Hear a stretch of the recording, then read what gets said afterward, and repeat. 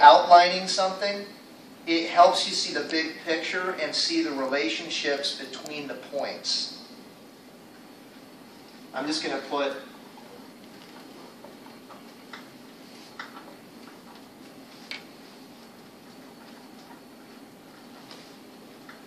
between points. Alright, the second thing, someone tell me in your own words, what's the second reason we organize? Can you tell me? Like method, yeah. Try to make like small yes. sections of information. Listen, your brain, simplify.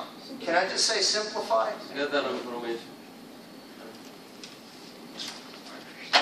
This one work? Did I just put that? Goodbye. All right.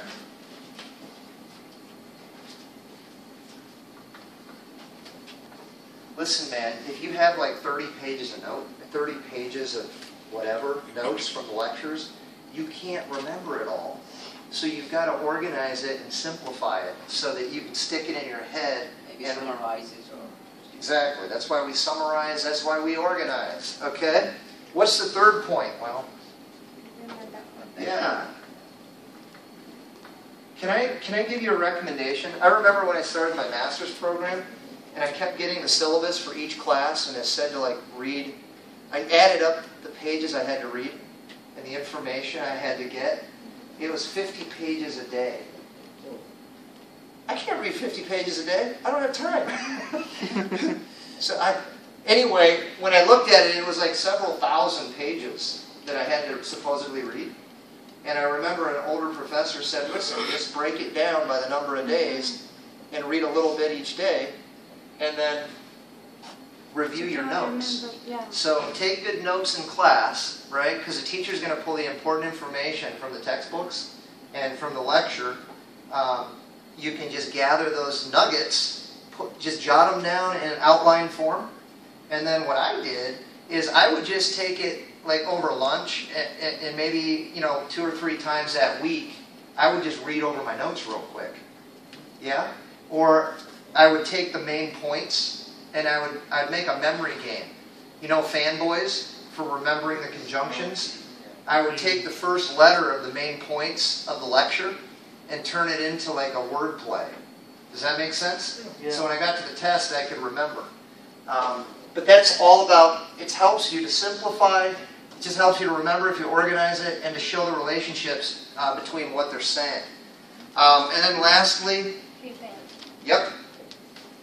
It helps you prepare to present or take a test. Can I tell you a little secret? I'm working on another master's right now, and they always tell you to read like 3 chapters every week and write a paper or do some project. The truth is, the important information, right? First of all, read the assignment. They always tell you exactly what they want in the paper, like the main points. So then look for the main points in the reading. You don't have to read everything.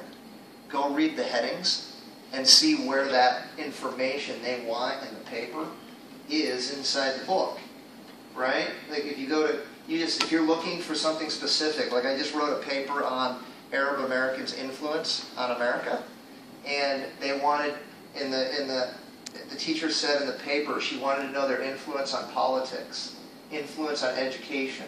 There's a whole list of specific things. So I went to Google Books, Scholar, and I just typed in Arabs' influence on American politics, and it found like 30 books, right? And then I could just go to the outline of the book